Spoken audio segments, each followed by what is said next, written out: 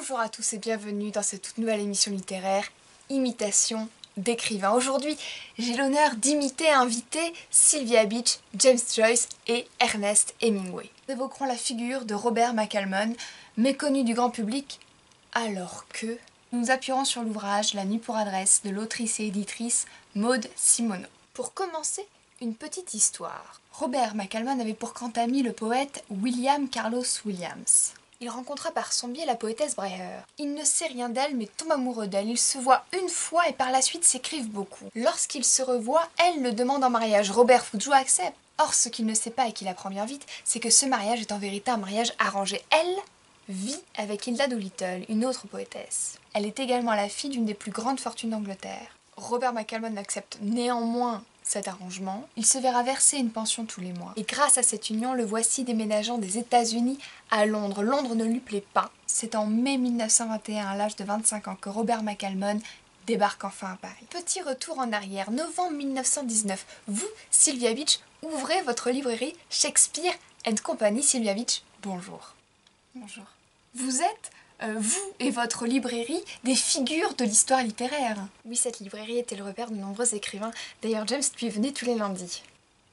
Le 6 mai 1921, McCalmon, à peine débarqué à Paris, s'inscrit dans mon registre. Alors je reçois tout son courrier chez moi, tout un tas de manuscrits, passé très régulièrement, emplissant la pièce de sa joie et disparaissant quasiment aussitôt, car ce qu'il y avait avec lui, c'est qu'il fallait le partager avec tout le monde. Il connaissait tout Paris, il avait toujours quelqu'un à voir, à saluer, avec qui boire un verre ou deux, ou trois ou quatre. Hein. Je l'aimais beaucoup, j'éprouvais pour lui de très forts sentiments, une forme d'instinct maternel.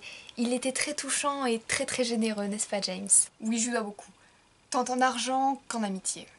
Et la publication d'Ulysse. Tout à fait. Ulysse? Cet Ulysse? Ce monstre sur lequel tous les étudiants en lettres se sont cassés les dents? Lui-même. Robert, en arrivant à Paris, rêvait de rencontrer Joyce. Tout nous opposait. Voyez plutôt, j'étais le sage, le marié, le scribe, l'écrivain. Atlas attaché lui était le vibrant, le merveilleux, le somptueux, le magnifique, celui qui tous les soirs dansait et avec lui la ville entière. Notre sensibilité littéraire était néanmoins la même et très vite, nous devenons de grands confidents. De grands compagnons de beuverie, oui. Aussi, il est vrai que nombreuses furent les soirées d'ivresse, mais l'année 1921 fut économiquement très rude pour Nora et moi, et Robert, tous les mois nous versait une pension de 150 $. Lorsqu'il apprit que Sylvia travaillait à la publication d'Ulysse, il donna non seulement tout ce qu'il avait en argent, mais également en temps et en talent de persuasion. Oui, car personne en ce temps ne voulait publier Ulysse. C'était un ouvrage qui était considéré comme scandaleux, pornographique. Ou il voyait comme cet idiot à peine quelques pages. Plutôt quelques centaines de pages, James. Avec Maurice Darentière, imprimeur dijonnais et surtout ami de ma compagne Adrienne, nous nous lançons donc dans la publication d'Ulysse. Et pour ce faire, nous avions besoin d'argent, alors nous avons demandé pas mal d'aide à tous nos amis écrivains, sous forme de souscription. Et toutes les nuits, Robert allait directement chercher l'argent dans les poches de ses camarades de soirée.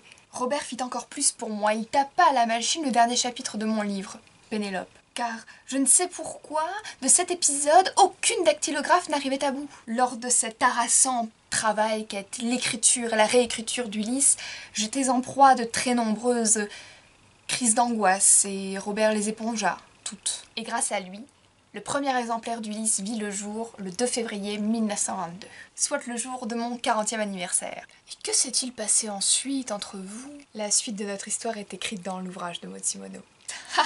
Vous avez le sens du commerce, James. Ernest Hemingway. Oui. Vous aussi, vous devez beaucoup à Robert McCalmon. Oui, enfin pas trop non plus. M'arrête, Ernest, il a publié ton premier livre, Sweet Stories and 10 Poems, avec sa maison d'édition, Contact. Oui, bon. Dites-nous en plus, comment vous êtes-vous rencontrés? Nous nous sommes rencontrés lors d'une visite commune à notre ami Ezra Pound. C'était en Italie. Plus tard, nous sommes partis quelques jours ensemble en Espagne. C'est lui qui t'a offert ce voyage en Espagne? Certes. Enfin, en Espagne, je découvrais un homme très alcoolique, dit-il, surtout trop sensible. Il n'a pas aimé le spectacle offert par la corrida, et il s'est plaint de moi qui m'extasiais devant le cadavre d'un chien en décomposition. C'était tout à fait fascinant. Tous les deux du même âge, vous venez tous les deux du Middle West, vous êtes très souvent comparés? Oui, mais moi j'ai obtenu le prix Nobel en 54. Certes. Dans Paris est une fête, votre autobiographie devenue culte. Dans votre autobiographie, donc, Nulle trace, aucune mention de Robert McCalmon qui est pourtant votre premier éditeur et c'est grâce à ce premier livre que vous êtes lu par tous les critiques influents du moment. Je ne peux pas trop en dire au sujet de notre relation. Non seulement vous êtes écrit dans le livre, mais en plus il faut tout de même savoir que notre dernière entrevue s'est soldée par un point dans la figure, un point de moi dans sa figure à lui. Alors pourquoi avez-vous accepté notre invitation? Pour parler de moi? Je ne suis même pas étonnée. Moi non plus. On me dit dans l'oreillette qu'une intervenante mystère est sur le point d'arriver. Soit, mais qu'elle arrive, qu'elle s'installe. Là, les aléas du direct, messieurs, dames, je ne sais pas de qui.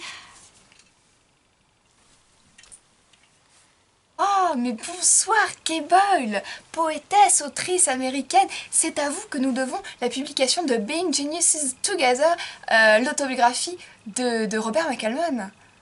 Oui, tout à fait. Et pourquoi avoir tenu à accomplir ce travail? Je voulais réhabiliter la mémoire d'un homme que j'ai aimé, que j'ai beaucoup aimé.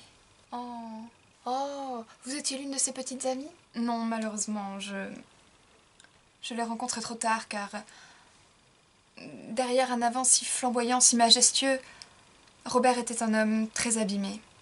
Lorsque je suis arrivée dans sa vie, il était devenu trop désabusé, déçu.